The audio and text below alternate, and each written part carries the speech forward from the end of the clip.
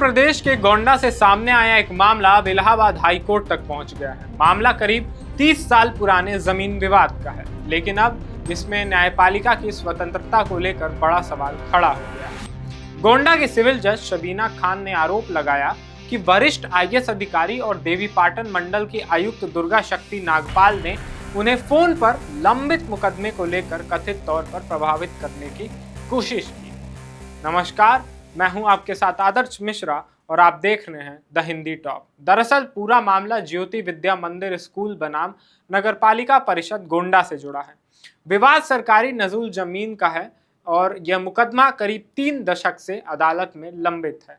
जज शबीना खान के मुताबिक 15 जुलाई को मंडलायुक्त दुर्गा शक्ति नागपाल ने उन्हें फोन किया था। जज का आरोप है कि बातचीत के दौरान उनकी छुट्टी के साथ साथ अदालत में लंबित मामले का भी जिक्र हुआ। उन्होंने इसे अनुचित दबाव के तौर पर लिया और जिला जज को पत्र लिखकर मामले को दूसरी अदालत में ट्रांसफर करने का अनुरोध किया। इसके बाद मुकदमा गोंडा की ही दूसरी अदालत में ट्रांसफर कर दिया गया, लेकिन मामला यहीं खत्म नहीं हुआ। इलाहाबाद हाईकोर्ट की लखनऊ बेंच ने फोन कॉल से जुड़े आरोपों को गंभीरता से लिया। कोर्ट ने प्रथम दृष्टया कहा कि किसी पीठासीन न्यायाधीश को लंबित मामले के संदर्भ में फोन करके प्रभावित करने की कोशिश न्यायपालिका की स्वतंत्रता पर सीधा प्रहार हो सकती है। कोर्ट ने यह भी कहा कि मामले पर आपराधिक अवमानना के तहत विचार किए जाने की जरूरत है। अब इस मामले में आईएएस अधिकारी दुर्गा शक्ति नागपाल की सफाई भी सामने आई है। उन्होंने दबाव बनाने के आरोपों से इनकार किया है। उनका कहना है कि मामला सरकारी नजूल जमीन से जुड़ा पुराना मुकदमा है और उनका मकसद सिर्फ सरकार की तरफ से मामले की सही पैरवी सुनिश्चित करना था। उन्होंने दावा किया कि उन्होंने जज को सिर्फ ये जानने के लिए फोन किया था कि वो छुट्टी से कब लौट रही हैं, ताकि सुनवाई आगे बढ़ सके।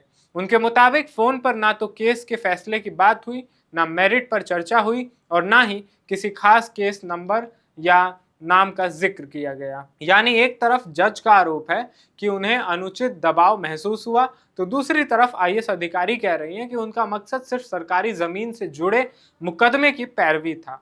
अब असली सवाल यही है कि उस फोन कॉल में वास्तव में क्या बातचीत हुई और क्या उससे न्यायिक प्रक्रिया को प्रभावित करने की कोशिश हुई थी। फिलहाल हाईकोर्ट ने मामले को गंभीर मानते हुए आगे की कानूनी प्रक्रिया के संकेत दे दिए हैं।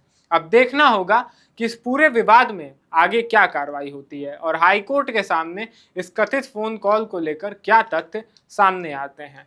और अगर ये आरोप सच सिद्ध होते हैं तो ये अपने आप में बहुत ही शर्मनाक बात होगी। इस खबर पर आपकी क्या राय है, आप हमें कमेंट सेक्शन में जरूर बताएं। और अभी तक अगर आपने हमारे चैनल द हिंदी टॉक को यूट्यूब पर सब्सक्राइब नहीं किया है तो जरूर सब्सक्राइब कर लें।